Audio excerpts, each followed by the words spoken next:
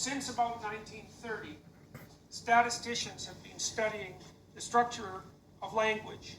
And it doesn't matter because even if they're studying this, how the language work and all that, they're not the original of studying it, okay? The archaeological, okay, are the original to studying it because they're the one who translate one language to another. And also the even ancient civilization who studied, the ancient civilization who studied their own language also learned that at the time they were using this language. So what you referring there are not the original one. Let's continue. Oh, and almost forget. The influence of each different language influence each different civilization different. Not the same word, not the same culture. So irrelevant what you're talking there. At a sentence level and at an adjective level, to determine what's the underlying correlational structure of descriptive phrases as they apply to human beings. So, for example, if you're happy, you're talkative. And that might not be surprising, but... Not necessarily. Robin Williams killed himself and he was really happy. Forgot about mentioning that. The fact that those two things are tightly connected. This is why I never go with the 5. Why? Because, like I said, it doesn't mean that you're having this emotion that it will give you the result that's following. And this is categorized also a person. He will talk about the 5. I already see the video a bit. The 5 emotion, sorry, not the 5 emotion, but the 5 category indeed, is, he will talk about the 5 category that's about extrovert, introvert, and, how do you categorize also. I don't want to categorize. Me, what I say is be yourself and remain yourself, but continue to be better by remaining yourself. Don't categorize yourself. This is just stupid. Because after you categorize people according to the emotion, after the category of the extrovert, introvert, then after you categorize, you say, that's the neighborhood of the introvert. That's the neighborhood of the extrovert.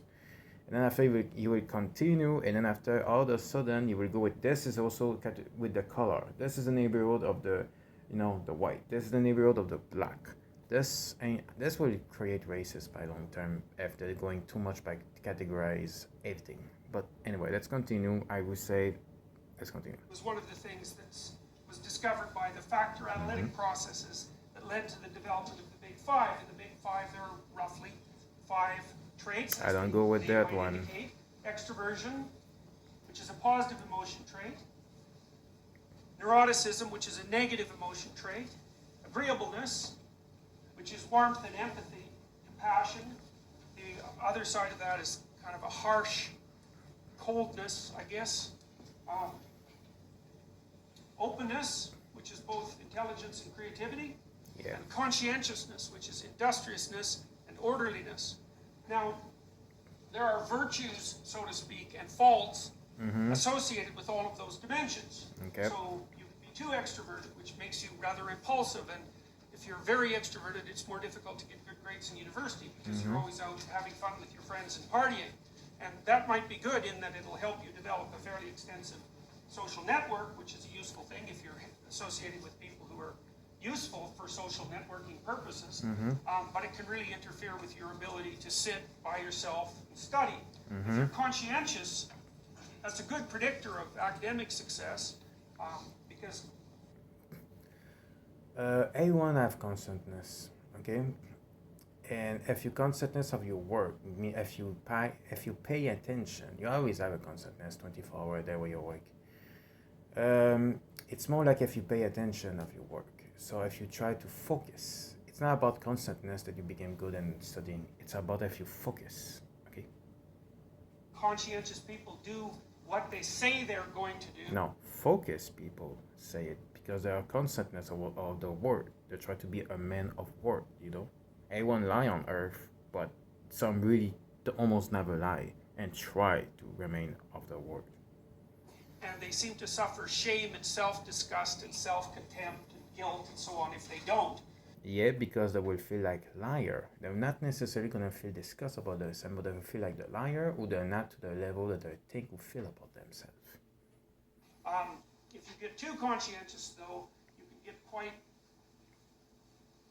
boxed in and and orderly and narrow. And orderliness, by the way, seems to be associated with right-wing political views, and when it's extreme, it starts to get repressive. And so the point of all this is that there are 5 traits, and they have positive and negative aspects, especially at the extremes. And these programs are set up. Just make pause there. It's Jordan Peterson, okay? Thank you. First of all, so that you'll see a series of adjectives that are universal descriptors. So it's basically a small set of adjectives, 100, that kind of cover each dimension of personality with a reasonable degree of comprehensiveness. Then you'll be asked to pick which ones you think. Yeah, pick which one you go into which category, because after that, you know, you're in category number 1, category number 2, or it doesn't matter if 4% die in category number 1. We have a ton of them. This is destroy what make a person unique and special, because they look like less value because you're having a ton of them. Each category you have too much. They destroy the unicity and what make the person unique to the society. If it is like example, you have the category of black, but we still have a lot. We have category of white, we still have a lot. Oh no, we have the category of extrovert, we have category of introvert. Oh no, we're going with category of, those are the nice one. Those is, those are why the one who are more constantness, the other is about more happy, is other bullshit, totally. Because some people even, an example, if I go with Magnotta, who's a killing of Montreal, he was so fucking happy when he killed the guy and decapitate him. And they do not give him for a knife by being happy by doing this action of atrocity. Yeah. So let's continue to prove that sometimes the 5 fail. Are particularly relevant to you, and then you'll be asked to narrow that to a final list. In one half of the exercise, a list that represents your virtues, and then in the other half of the exercise, a list that represents your faults. Then you'll be asked to describe it. If you mean to do a list and cannot even think everything in your own fucking head, it's sad. Time when that virtue played a positive role for you, or when that fault interfered with you. And then you'll be asked to describe how you might capitalize on that virtue in the future, or perhaps bring that fault under control in the future. And it turns out that writing exercises of this sort are very practically useful. They have Practically, not proved, because you may forget what you write down as word on a paper, you may losing it, and even if you're having it, you may forget about it. Some people are really, really not educated to remember what they were writing down in paper. So this is why it's not proved to be completely 100, a variety of positive effects, one of which seems to be an increase in academic performance. And our research so far has indicated that increase can be quite substantial among... Yeah, the research of USL. Not the international research, okay, which means it's not a big pile of fact there, okay? What it's a fact is international, not just one academy or not just one continent. We're talking about the entire world, proof, okay? So which means there's no fact. It's just the USA is not the most powerful education system in the world. Sorry. With similar programs at McGill, we raised the academic performance of struggling university students by 25%, so a whole grade point.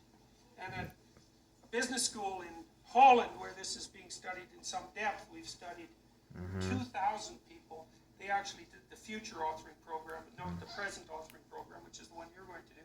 And we improved their overall academic achievement by about 30% as well. Turns out that articulating yourself. Okay, so if you articulate yourself, you will succeed more in university, not by studying more, but articulate more, okay? This is what he said. Going to a university, studying, that's not international, of course. And this is just one university. There's a shit ton of university on USL. Is an extraordinarily useful thing to do, and you could also think about that in a more comprehensive way. Yeah. While a person articulating, he talking because he don't have a constantness while he talking with his hand, example, but while he's saying Well, he's saying word example. He doesn't even see it, okay? And until you're telling them why were you talking, you're moving the hand, okay? In articulation of the hand or you're not well if you this is retarded because they have no consciousness of that. They're doing that by the subconsciousness without even know it almost. Because they're not constant as they're doing what they're talking until you're telling them they're doing it. And if you're talking about the articulation, how do they talk? There's some people have extremely difficulty of talking and still succeed in university. Some are even artists and they're also in university. It doesn't mean that they're gonna fail because of difficulty. Some are even antisocial and still also succeed in university. It doesn't mean that you have difficult to talk. Even the introvert who have difficult to talk to people and socialize also succeed in university. Lana Buckley example, 2 times. As the goal of, say, psychotherapy and personality transformation, a lot of what's happening as you mature and develop as a personality is that what you are, whatever that means, I guess it's your behaviors. Yeah, whatever that means. You don't know who they are, which means that if you don't know who they are, there's no way in hell you know their potential because you don't know who they are, so you cannot describe their potential because you don't know the potential because you cannot know the person who's related to this potential, what it is. Your potential, and I don't know exactly what potential is, but I thank you to admit it. your behaviors and your potential can be increasingly organized at a high level of consciousness, articulated at a high level of consciousness. More a high level of focus, because if you have consciousness on another thing, it's not your work, you're still gonna fail, right? Okay, let's continue. And don't talk about the articulation of N, please. It's almost a religious. Articulation is a funny word, because partly it means joint articulation. Your hands are very articulated, and that's why you can do a lot of things with them. And hands and speech are very tightly related, which is why most people's speech centers are in the same hemisphere as their dominant hand. Anyways, articulating yourself makes you able to do many more things with yourself. And the person who succeeds in university don't have any hand. You talk about that one. Oh boy. And it also seems to quell your negative emotion, partly because it's clarifying you. The more you leave things muddy in your life, the less defined things are around you. The more. Okay, it's enough. So that's why I will quit now. We're not having copyright anyway. Recording a bit too much there. But this was Jordan Peterson versus me and a little video. It's almost finished, but it's still a couple of minutes. But it's been debugged now. The rest of it, we're just talking about the rest of the studying. So, yeah, I'm finished with that one. So, subscribe to the best if you're thinking it's good. Yeah, I'm gonna say this in each video, man, asshole.